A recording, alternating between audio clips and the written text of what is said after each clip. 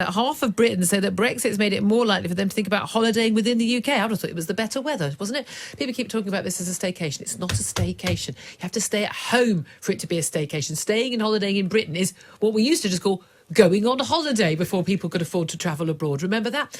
Well, you shouldn't be travelling abroad, though. Certainly not if you're going by plane. Well, that is what the eco-religious cults are telling us these days. We've all got to stop eating meat. We've got to stop enjoying our lives and turning down the heating, and we absolutely shouldn't be flying anywhere. Well, that probably explains why Greta Thunberg, who, of course, the teenage eco-activist, has decided to attend a summit on the environment in New York, but to get there, she's decided not to fly. She doesn't get planes at all because of the environmental reasons and the carbon emissions, she says.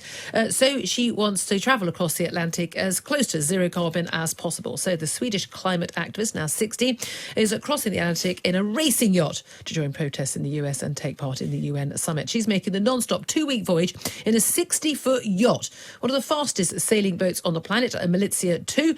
And on board her will be 2 highly experienced skippers. And the boat has been fitted with solar panels and underwater turbines to produce electricity on board with the aim of making the journey zero carbon. Although, again, no toilets, no kitchen and no privacy, so it doesn't sound a very pleasant experience. But is it really an important message to send out, or is this just a darn silly stunt? Well, let's talk about this with environmental campaigner Dr. Keith Baker and also the editor of Spiked Online, Brendan O'Neill. Good morning to you both. Morning. Good morning. Keith Baker, let me start with you. Obviously, everyone's looking out for any sign of hypocrisy. We saw, of course, Emma Thompson going to the Extinction Rebellion protest, flying in first class from LA, and she got quite a lot of, quite rightly, stick for that. It does appear, Greta Thunberg, she does what she says, and she actually sticking to it. She doesn't take flights. But is getting a sailing yacht, hundreds and thousands of pounds worth of sailing yacht across the Atlantic, really sending us a message about zero carbon emissions? Or is this just a stunt? I think she's making an important point, and I think you've just recognised that. And if that inspires particularly younger people to really think about the way they're travelling, then that's fantastic. But obviously we have to recognise that even the likes of me working at I work at Glasgow Caledonian Uni, and they can be amazing in terms of discouraging us from flying when we don't need to. I think I've flown once in about the last 10 years for work. Oh, how grim. Do you fly for holiday? On mission, yes. I actually flew away to get engaged earlier this year. But I think I've flown, maybe about 3 or 4 times in the last 10 years. So do you just go and take very long, tedious train or car journeys, or do you just stay at home? Well, have holidayed in the UK, have taken the train, and obviously with the train price rises coming in, this is not good for anybody. And to be honest, we've got a holiday coming up, and we have looked at it, and the cost of the train down from Edinburgh to London was the absolute killer. You get onto the continent, things are a lot cheaper. Eurostar's cheaper. Well, they're cheaper, not for the taxpayer. Taxpayers paying for everyone to get cheaper trains. But there we are. Brendan O'Neill, when I hear stories like that, I feel look, I grew up not being able to, in a family where we didn't fly abroad on holiday. We holidayed in Cornwall like everyone else did back in the 70s and 80s. But nowadays, with the advent of people being able to fly and go and see other parts of the world, and even people on really tight wages and now being able to go off to have a couple of weeks in the sun in Ibiza or Mallorca or Costa del Sol, I've always thought that's a wonderful thing. Do you think Greta Thunberg, though, is sending a message? At least she's not a hypocrite like an awful lot of environmental campaigners, a lot of the pop stars we see who jet in to summits about the environment on a private jet. At least she's not a hypocrite. Or do you think this is just another stunt? I think it is a stunt. I think Greta Thunberg's journey across the Atlantic is the longest, most expensive, most ridiculous virtue signal of recent times. Because really what she is saying and what her movement is saying is we are incredibly good people. We are modern day saints.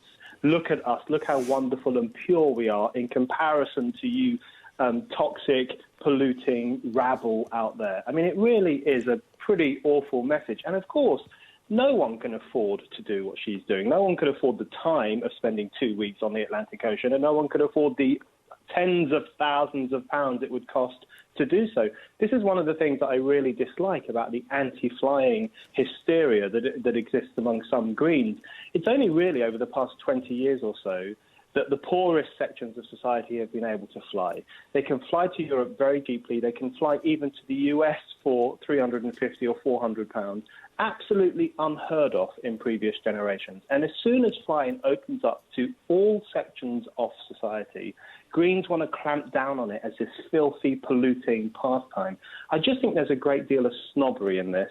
And I think the ability to travel the globe is a wonderful thing that we should celebrate. Dr. Keith Baker, a lot of people are pretty concerned also about the fact that Greta Thunberg is, she's 16 years old. She came to prominence when she was 15 around the world. She's now sort of treated as almost a sort of messiah figure.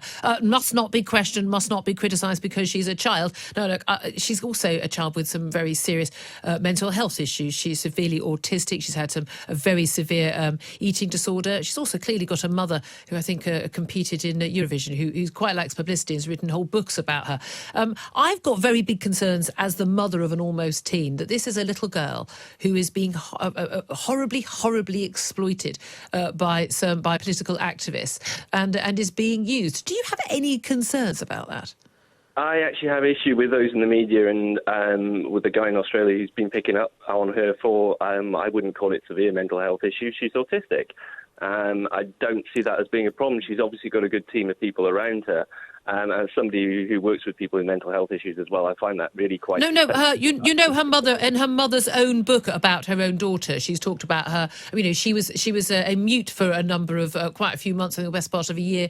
She also has a severe eating disorder. The child is clearly suffering from a number of mental health problems. There are plenty of people who are autistic who are highly functioning, absolutely. Clearly, she's on the Asperger's end of the spectrum. But there's no doubt at all she has an awful lot of mental health problems. Shouldn't she be being looked after at home, attending school, trying to have a normal life rather than being fated as the next messiah?